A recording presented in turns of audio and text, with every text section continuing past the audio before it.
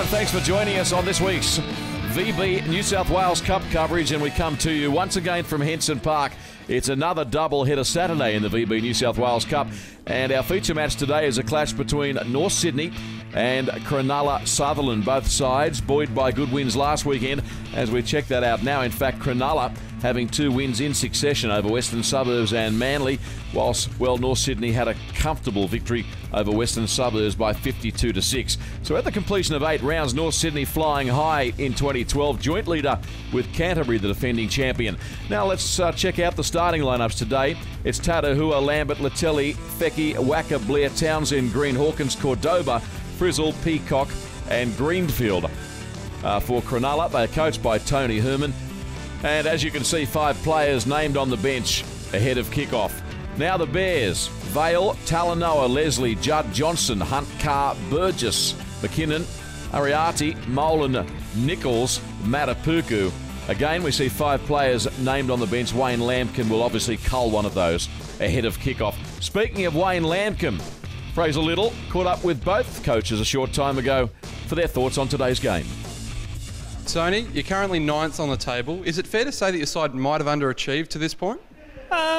Yeah, look, we've had a lot of injuries, so I think getting a few combinations there. We lost a lot of experience last year.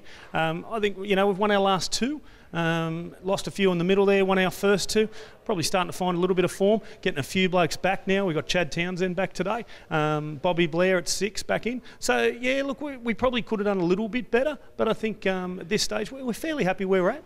Do you think the injuries are the only thing that sort of helped your side in the losses, or do you think that there's been another common denominator? I think it's more around the combinations, and we've had a lot of young guys who, haven't experienced this level of footy.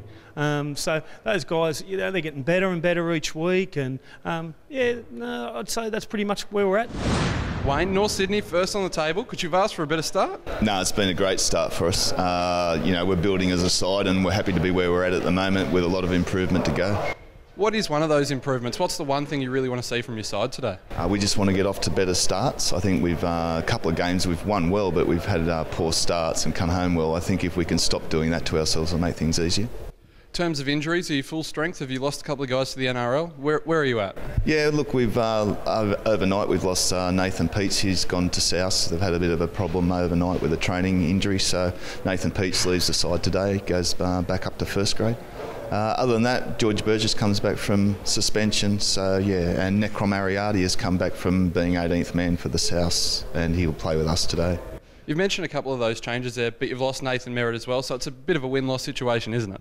I never estimated having Nathan Merritt in my side at the start of the year, so it's not so much a loss, it's a thing we had to do for South, and Nathan will play first grade tonight, hopefully. No doubt, despite the loss of Nathan Merritt this weekend, the Bears will be very competitive against the Sharks here this afternoon in glorious sunshine at Henson Park. Peter Mulholland, we are looking forward to this one. Should be a great match this afternoon, David, and gee, we're pretty popular around here at Henson Park. We've had a few games here this season already, and North Sydney flying very, very high at this stage of the season. I know Wayne Lampkin never gets ahead of himself with things, but I'm quite sure these boys have been switched right into this match this afternoon against a very good opposition from Cronulla. Also joining us again, former New South Wales and Australian back row, former Bulldogs captain Andrew Ryan. Great to be here. Fantastic game today. Looking forward to it. Obviously a lot of first graders on display, and I'll be interested to see how it pans out.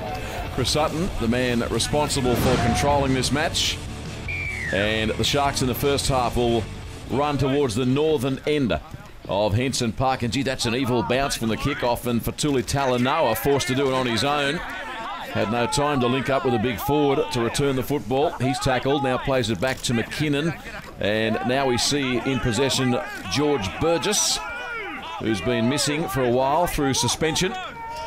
And next up in jumper number 20, Necron Ariarty. Wayne Lampkin mentioned the fact that he was named as 18th man for the Rabbitohs this weekend in the NRL, but finds himself starting in the New South Wales Cup. And now Greg Nichols, with his melon heavily bandaged over there on the left edge, was tackled by Maurice Blair. And not a bad set here by the Bears to start proceedings. Now Joey Matapuku is tackled.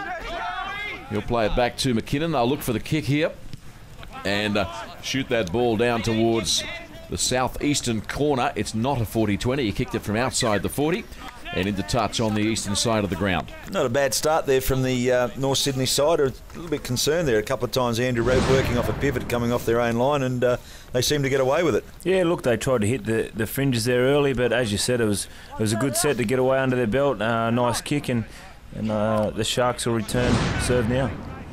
So their first use of the footy. They've had a fairly satisfactory 2012. If you're not aware, this team in the New South Wales Cup, a joint venture with the Melbourne Storm. I know it's a bit odd, but it's a marriage that's worked fairly well over the last couple of seasons, hence the purple stripe on the side of the playing strip.